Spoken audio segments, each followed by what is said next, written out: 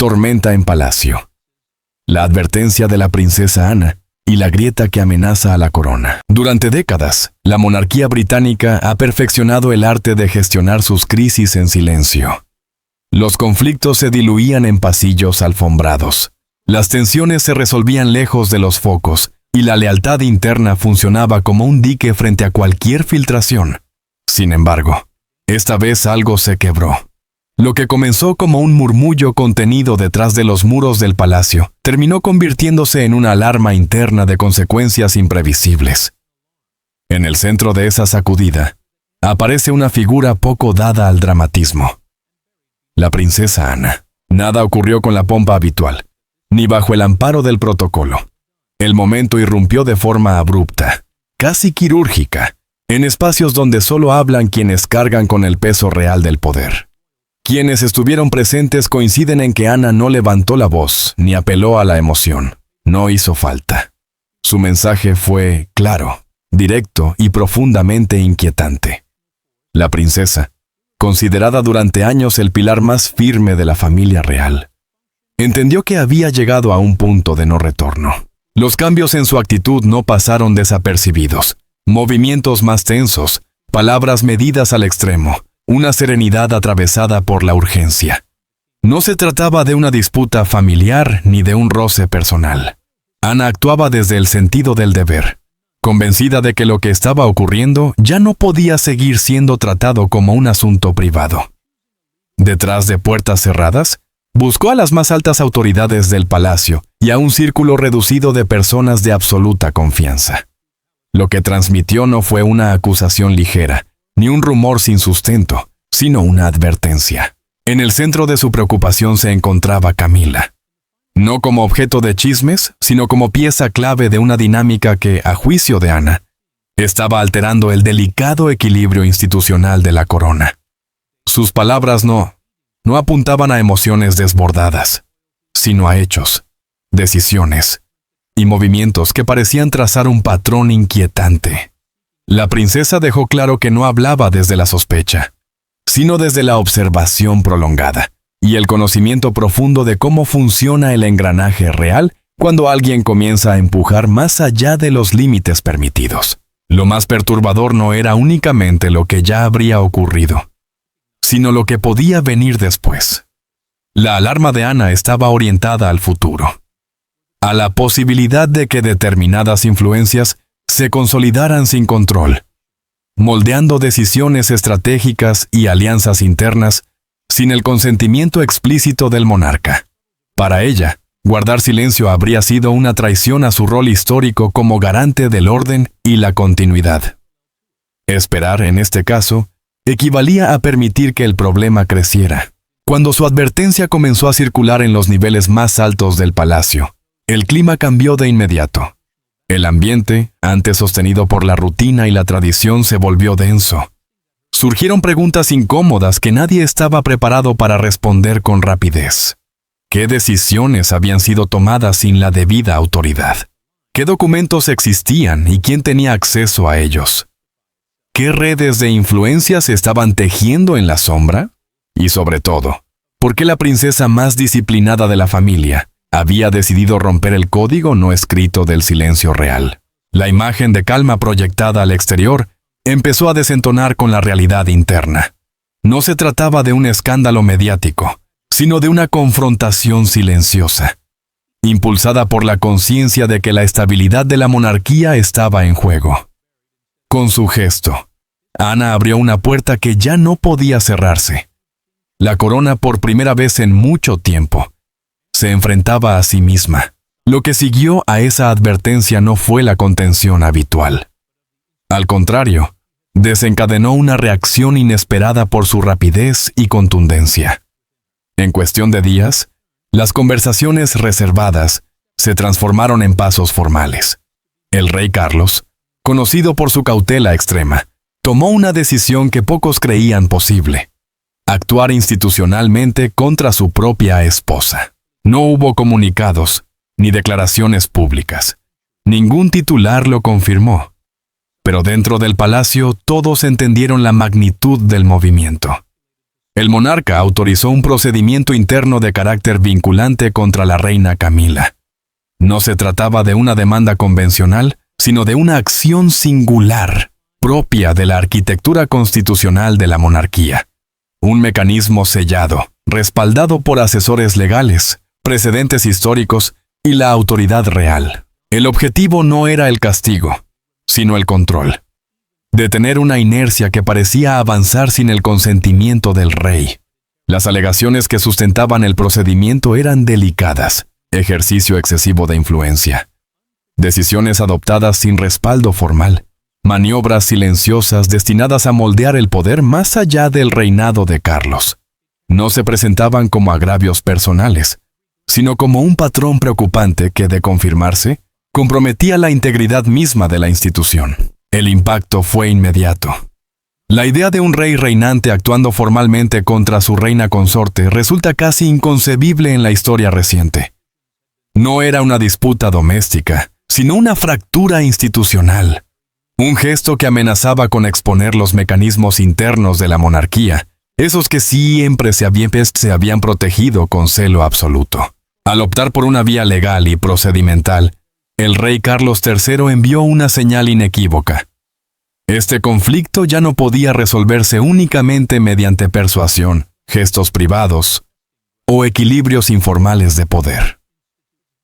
A partir de ese momento, la estructura, la documentación y los límites exigibles se convirtieron en elementos imprescindibles.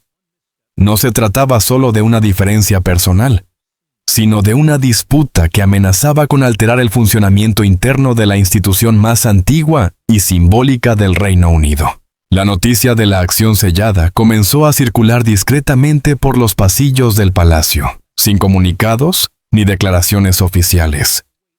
Sin embargo, su efecto fue inmediato. La tensión se espesó. Las alianzas, hasta entonces aparentemente estables, comenzaron a reconfigurarse. Los asesores midieron cada palabra con una cautela inédita. La monarquía, orgullosa de su continuidad y su aparente solidez, empezó a mostrar una fragilidad que pocos se atrevían a reconocer en voz alta. En ese contexto, la alarma lanzada tiempo atrás por la princesa Ana adquirió una nueva dimensión. Lo que en su momento algunos interpretaron como una reacción exagerada o un exceso de celo institucional, ahora se revelaba como una advertencia temprana. No fue una sobrereacción, fue una señal de peligro. Porque cuando una línea se traza dentro de una monarquía, esa línea no se borra con facilidad. El desafío del rey contra Camila marcó un punto de inflexión no solo en su relación personal, sino en la manera misma en que se entenderían, desde entonces, el poder, la lealtad y el control dentro de la corona. La pregunta, inevitable, comenzó a circular incluso entre los más prudentes. ¿Qué ocurre cuando un rey redefine la lealtad? ¿Y qué nombre oculto, inscrito en documentos que nunca debieron ver la luz, terminó por resquebrajar la corona? El origen silencioso del conflicto. A medida que el palacio intentaba absorber el impacto del desafío formal presentado por Carlos III, la atención se desplazó hacia un punto de origen más discreto y perturbador, muy anterior a cualquier procedimiento oficial. Hubo un periodo, poco visible pero decisivo, marcado por la reflexión y la duda. En los meses finales previos al inicio de las actuaciones internas, quienes rodeaban al rey notaron un cambio en su comportamiento. Las reuniones se alargaban más de lo habitual. Las preguntas se volvieron incisivas. Las explicaciones que antes bastaban dejaron de ser suficientes. Carlos III parecía inquieto, pero no por la presión mediática ni por el ruido exterior. Lo que lo perturbaba profundamente provenía del interior del propio sistema que presidía. En el centro de esa inquietud se encontraba una carta manuscrita, aparentemente sencilla, casi austera, pero devastadora en su contenido. Escrita de puño y letra por el propio rey durante un periodo de retiro privado, la carta nunca fue concebida para ojos ajenos. Era un registro cuidadosamente redactado y deliberadamente conservado. Un documento donde se expresaban preocupaciones que no podían formularse en voz alta sin consecuencias graves. En sus páginas, Carlos III reflexionaba sobre autoridad, lealtad e influencia. Reconocía, de manera explícita, que la confianza dentro de la Casa Real ya no estaba intacta. La carta describía un patrón que se había vuelto imposible de ignorar. Decisiones tomadas sin consulta, canales privados de comunicación operando al margen de las estructuras aprobadas y esfuerzos sutiles por moldear escenarios posteriores al reinado sin el consentimiento del monarca. Lo que hacía especialmente comprometedora a la carta no era su tono, medido, contenido, casi frío, sino su precisión. Fechas, reuniones, conversaciones recordadas con exactitud. No se trataba de sospechas vagas ni de intuiciones. Era documentación. Prueba escrita de una preocupación sostenida en el tiempo. El papel decisivo de la princesa Ana. Consciente de la gravedad de lo que había plasmado, el rey confió la carta a la princesa Ana. La elección no fue casual. Ana no era una operadora política ni alguien movida por ambiciones personales. Su reputación se había forjado en torno a una idea clara: el deber por encima de todo. Al entregarle el documento, Carlos III no buscaba una aliada en una lucha interna, sino una guardiana de la verdad. La instrucción fue precisa: proteger la carta, no utilizarla, salvo que llegara el momento en que el silencio se convirtiera en una forma de traición. Ese momento llegó antes de lo previsto. Las tensiones internas aumentaron, y la influencia de Camila continuó expandiéndose sin frenos visibles. La carta dejó de ser una reflexión privada para convertirse en el pilar moral y legal de una acción inevitable. Su contenido clarificó las intenciones del rey, estableció la causa del desafío y, sobre todo, demostró que la decisión no había sido impulsiva ni repentina. Fue el resultado de una preocupación prolongada y de una evaluación cuidadosa. Para la princesa Ana, el peso de la decisión fue enorme. Sabía que introducir la carta en los canales institucionales alteraría de manera irreversible las relaciones dentro del hogar real. Pero también comprendía que ocultarla permitiría que los problemas descritos siguieran profundizándose. Su papel nunca fue elegir bandos. Fue garantizar que una verdad, una vez escrita, no pudiera ser borrada por conveniencia o miedo. La carta que lo cambió todo, cuando el documento comenzó a circular dentro de un círculo estrictamente controlado, su impacto fue inmediato. Asesores que antes habían minimizado las advertencias guardaron silencio. Los equipos legales modificaron su postura. La narrativa interna cambió por completo. Lo que parecía una lucha de poder se reinterpretó como una ruptura documentada de la confianza, sustentada por las propias palabras del rey.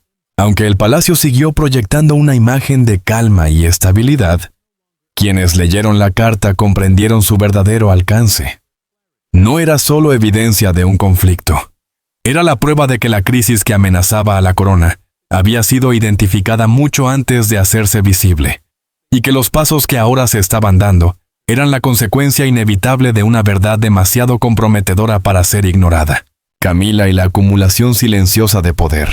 Con la carta ya en circulación, la atención se centró inevitablemente en la figura cuya creciente influencia había provocado tal nivel de alarma. El ascenso de Camila dentro de la estructura real no fue accidental ni repentino. Fue el resultado de paciencia, cálculo y una comprensión aguda de cómo funciona realmente el poder tras los muros del palacio. Durante años, se movió con cautela, aprendiendo los ritmos de la vida real, sabiendo cuándo hablar y cuándo el silencio tenía mayor peso. Para algunos, esa disciplina era admirable. Para otros, profundamente estratégica. Desde el inicio, Camila mostró una sofisticación política que la distinguió. Cultivó relaciones discretamente. Se presentó como una figura estabilizadora en momentos de incertidumbre y ganó la confianza de asesores y cortesanos. Con el tiempo, su acceso se amplió. No solo a personas, sino a procesos. Lo que comenzó como apoyo se transformó en influencia. Y la influencia, cuando no encuentra límites claros, tiende a redefinirlos. El cambio no ocurrió en abierta oposición a la visión del rey. De hecho, se desarrolló en paralelo, lo que lo hizo más difícil de detectar. Las decisiones se presentaban como ayudas, las sugerencias como soluciones razonables. Sin embargo, bajo la superficie se estaba gestando una divergencia profunda. Mientras Carlos III insistía en la continuidad y la moderación, Camila parecía empujar hacia la consolidación y la permanencia. En su visión, la monarquía debía blindarse frente a la incertidumbre, incluso si eso implicaba redibujar líneas históricamente respetadas. Fue ahí donde la confianza comenzó a deslizarse hacia el exceso. La creciente independencia de Camila respecto a las estructuras tradicionales de la monarquía no se manifestó mediante confrontaciones abiertas, ni gestos desafiantes. No hubo rupturas públicas ni declaraciones altisonantes. Su avance fue mucho más sutil y, por ello, más inquietante. Se expresó a través de consultas omitidas, conversaciones privadas sostenidas fuera de los canales establecidos, y un papel cada vez más influyente en debates estratégicos sobre el futuro de la institución, especialmente aquellos que trascendían el reinado activo del rey Carlos III. Para algunos observadores dentro del palacio, estas acciones parecían una muestra de iniciativa y modernización. Para otros, particularmente para quienes tenían la responsabilidad de preservar el equilibrio institucional, encendieron señales de alarma. Lo que complicó aún más la situación fue la convicción genuina de Camila de que actuaba en beneficio de la monarquía. Ella no se percibía a sí misma como una figura que socavaba la autoridad, sino como alguien que la reforzaba frente a un mundo cambiante y cada vez más imprevisible. Esa certeza interna la volvía difícil de cuestionar. Cada vez que se le pedían explicaciones, Camila respondía con argumentos cuidadosamente razonados, apelando a la estabilidad, la lealtad y la necesidad de adaptación. Sus intenciones, insistía, estaban alineadas con la supervivencia de la corona. Sin embargo, la claridad de propósito no anulaba las consecuencias de actuar sin mandato formal.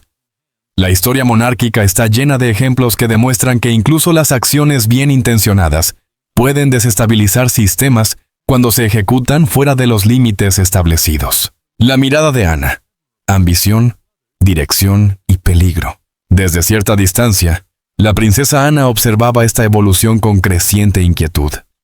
No veía el peligro en la ambición en sí misma, sino en su dirección. La monarquía británica había sobrevivido durante siglos precisamente porque ningún individuo, por influyente que fuera, había podido acumular un control absoluto sin contrapesos. El poder, cuidadosamente distribuido y regulado, había sido siempre su salvaguarda. La trayectoria de Camila, sin embargo, mostraba una comodidad cada vez mayor con operar más allá de esos límites. No se trataba de un acto aislado, sino de un patrón. Un movimiento gradual, documentado, medido y cada vez más visible. Ese patrón fue el que otorgó credibilidad a las acusaciones de traición que ahora se analizaban internamente. Nadie dentro del proceso describía a Camila como una villana.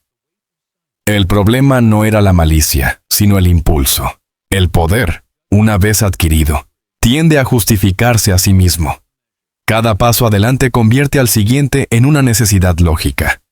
Cada excepción debilita la regla, y a medida que la influencia de Camila se expandía, la distancia entre su visión personal y los intereses a largo plazo de la monarquía se ensanchaba lo suficiente como para volverse peligrosa. Cuando el desafío interno finalmente tomó forma, la pregunta ya no era si Camila había cruzado una línea, sino hasta dónde estaba dispuesta a llegar. Las pruebas no apuntaban a un único acto de traición, sino a una deriva progresiva. Un deslizamiento silencioso que, de no ser corregido, amenazaba con redefinir quién ejercía realmente el control en el corazón de la corona. El peso del silencio y la carga de la confianza. Para la princesa Ana, este conflicto nunca fue abstracto. No era una cuestión teórica ni un debate distante. Lo vivía a diario, con una presión que se intensificaba semana tras semana. Mucho antes de que los pasillos del palacio se llenaran de tensión y conversaciones medidas, ella cargaba con algo más pesado que la responsabilidad institucional: cargaba con la confianza del rey Carlos III. Una confianza otorgada en silencio, de manera deliberada y absolutamente imposible de ignorar.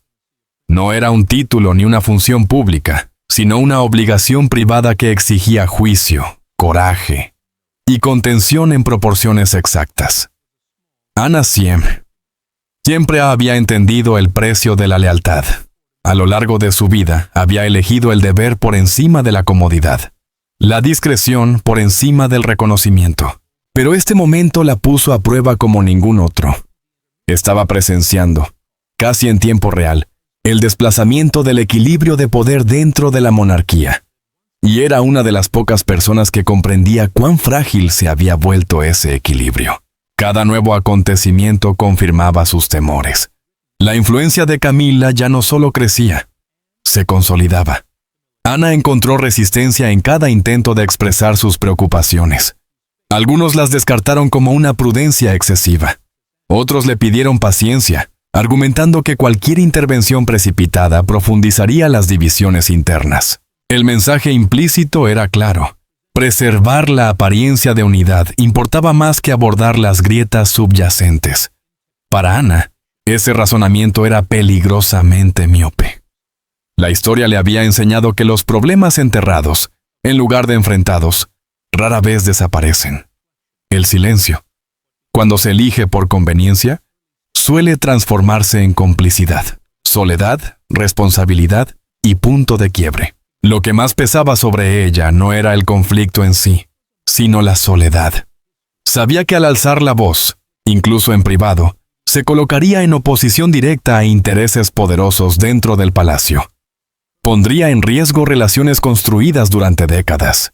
Sin embargo, permanecer inmóvil significaba permitir que se tomaran decisiones que ella estaba convencida de que el propio rey jamás habría aprobado. La carta que custodiaba era un recordatorio constante de esa verdad. Cada vez que releía sus palabras, la carga se hacía más pesada. Fue en ese punto cuando su petición de ayuda adquirió un significado profundo. Ya no era solo una advertencia institucional, ni una preocupación procedimental. Era algo personal. Ana no pedía apoyo para proteger su posición. Pedía refuerzos porque ya no podía soportar las consecuencias de permanecer sola entre la verdad y el silencio. La gravedad emocional de ese momento no nació del miedo, sino de la claridad. Entendía perfectamente lo que estaba en juego. Comenzó a comprender que la contención, durante años su mayor fortaleza, se había convertido en una debilidad. La disciplina que la había mantenido firme durante décadas ahora corría el riesgo de facilitar una erosión lenta pero constante de los cimientos de la monarquía, de la contención a la acción. La consolidación del control por parte de Camila no era lo suficientemente dramática como para provocar una alarma pública inmediata, pero sí lo bastante constante como para alterar resultados. Cada éxito silencioso allanaba el camino para el siguiente. Cada movimiento sin supervisión reducía el margen de corrección. Al enfrentar esta realidad, Ana alcanzó su punto de quiebre. No fue un colapso emocional, sino una decisión firme. Comprendió que guardar silencio sería la verdadera traición. No hacia una persona, sino hacia la institución que había jurado proteger. Su deber no consistía en tranquilizar al poder, sino en desafiarlo cuando era necesario. Esa toma de conciencia marcó un giro decisivo. La preocupación se transformó en acción. Al asumir plenamente este rol, Ana dejó de ser una mera observadora de la crisis para convertirse en su centro moral. Fue la figura dispuesta a soportar el peso de la confrontación para que la monarquía aún tuviera una oportunidad de corregir su rumbo. Con esa decisión, el conflicto dejó de ser una inquietud silenciosa y se convirtió en algo mucho más profundo y peligroso. Las fuerzas internas del palacio, hasta entonces contenidas, comenzaron a alinearse. El escenario quedó preparado para un choque inevitable. El método de Anne. Documentación contra insinuaciones. Lejos de responder con declaraciones altisonantes, la princesa Ana optó por una estrategia radicalmente distinta. Llegó armada no de discursos, sino de pruebas. Carpetas, ordenadas con rigor casi académico, contenían cartas fechadas, notas de reuniones, registros internos y testimonios de testigos considerados intachables dentro de la estructura palaciega. Cada documento seguía una lógica cronológica que no dejaba espacio a la ambigüedad. Donde Camila y sus asesores sugerían, Ana demostraba. Donde se intentaba relativizar, ella precisaba. Cada pieza de evidencia funcionaba como un pequeño contrapeso a las dudas que se intentaban instalar. No era una ofensiva impulsiva, sino una construcción paciente, pensada para resistir cualquier intento de desacreditación. La tensión creció rápidamente. Equipos legales se reunían en mesas cubiertas de papeles, subrayando precedentes, buscando grietas, anticipando escenarios. Los asesores susurraban recomendaciones que iban desde la extrema cautela hasta movimientos audaces. Figuras senior del palacio, acostumbradas durante décadas a operar con autoridad indiscutida, se encontraron navegando un laberinto de lealtades cambiantes, conscientes de que cada decisión podía tener consecuencias irreversibles. En este nuevo escenario, la tradición por sí sola ya no bastaba. Estrategia, tiempos y silencios calculados. Uno de los aspectos más notables del enfoque de Ana fue su dominio del tiempo. No reveló toda la información de una sola vez. Liberó datos en etapas, anticipando los intentos de desacreditarla, sabiendo cuándo hablar y cuándo callar. Era una estrategia de desgaste, diseñada para demostrar consistencia y fortaleza a largo plazo. Los testigos, leales y meticulosamente preparados, estaban listos para respaldar la autenticidad de cada documento. No hubo contradicciones, ni improvisaciones. Cada interacción reforzaba un mensaje central. La monarquía ya no podía refugiarse únicamente en el protocolo. Estaba en juego su propia supervivencia moral, la alineación entre verdad y autoridad, en un momento de máxima fragilidad institucional. Mientras tanto, el ambiente dentro del palacio se transformaba. Corredores que antes resonaban con conversaciones ligeras y rutinas previsibles, comenzaron a cargarse de un silencio denso, atravesado por cálculos estratégicos. La crisis había desplazado a la ceremonia, la incertidumbre, al confort de lo conocido, mucho más que reputación. El poder en disputa, lo que estaba en juego superaba con creces la imagen pública de Camila o la reivindicación personal de Ana. El conflicto tocaba la estructura misma de la influencia dentro de la casa real. Cada movimiento alteraba alianzas históricas, ponía a prueba lealtades y obligaba a tomar partido en un terreno hasta entonces impensable. El palacio dejó de ser un santuario de tradición para convertirse en un campo de batalla simbólico. Cada gesto adquirió significado, cada decisión, impacto. El futuro ya no dependía únicamente de la sangre o el linaje, sino de la claridad, la estrategia y el coraje para sostener posiciones incómodas. La pregunta flotaba en el aire. ¿Qué ocurriría cuando Ana decidiera avanzar un paso más?